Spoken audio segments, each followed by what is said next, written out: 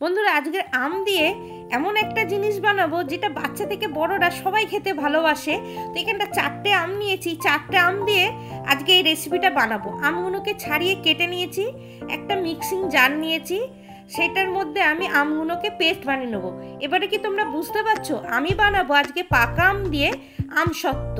আর এই আমটা হালকা মিষ্টি হালকা টক। তো এখানটা পেস্ট হয়ে গেছে।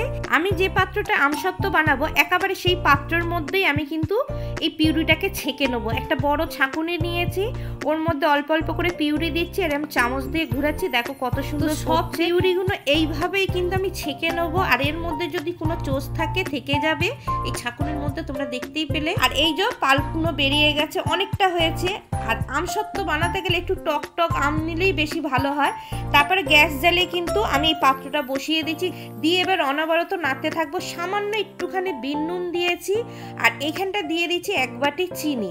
তো চিনি দিয়ে এবার ভালো মতন নাড়তে থাকবো যতক্ষণ না এই আমটার ভালো মতন একটা পাক আসছে। তারপরে দিয়ে দিচ্ছি সামান্য একটু লেবুর রস। আমসত্ত্বটা দেখবে যে একটু টক টক মিষ্টি মিষ্টি খেতে লাগে, আর এইভাবে করলে কিন্তু আমসত্ত্বটা ভালোও থাকে। তারপরে কিন্তু এই আমের পিউরিটা ভালো করে জাল দিয়ে অনেকটা ঘন করে নেবো।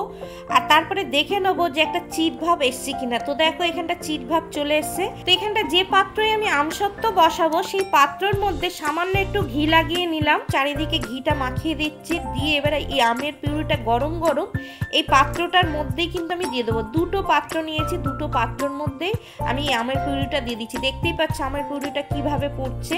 তো এইভাবে খেলিয়ে দেবো আর দিয়ে আমসত্ত্বটাকে আমি একদম রোদে দিয়ে দেবো।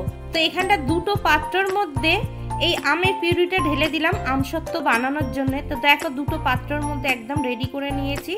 তারপরে দিয়ে দিলাম এইরকম টানা রোদের মধ্যে।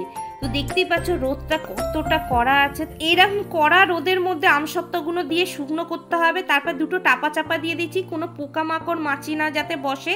তো এইভাবে 2 দিন আমি রোদ খাই নিচ্ছি। দেখতেই পাচ্ছ আমসত্ত্বটা কত সুন্দর হয়েছে, কালার দেখতে পাচ্ছ। এইভাবে কিন্তু তোমরা আমসত্ত্ব বানিয়ে নিতে পারো। এখনো আম আছে, তোমরা দেখো উল্টো দিক দিয়ে কিন্তু আমার হাতটাও বোঝা যাচ্ছে কত সুন্দর। তো কত সুন্দরভাবে আমসত্ত্বটা এই পাত্র থেকে উঠে গেল, তোমরা দেখতেই পেলে।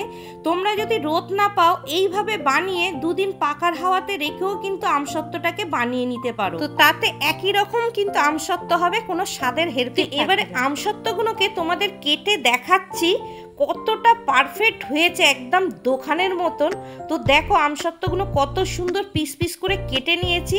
এইভাবে যদি এবার সেলোফিন পেপার দিয়ে যদি আমি প্যাকেট করে দিই, মনে হবে যেন আমি দোকান থেকেই কিনে এনেছি। তোমরা দেখেই বুঝতে পারছো আমসত্ত্বটা কতটা পারফেক্ট হয়েছে।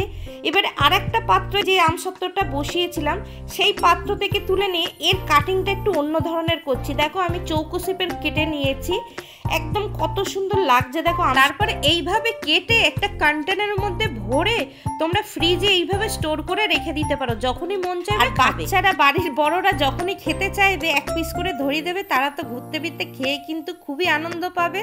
আর যখন আমরা খেলাম, খেয়ে একদমই মনে হচ্ছে না যেটা বাড়িতে বানিয়েছি, দেখে তো মনে হচ্ছে না, আর খেয়েও কিন্তু এত ভালো লাগছে তা কি বলবো।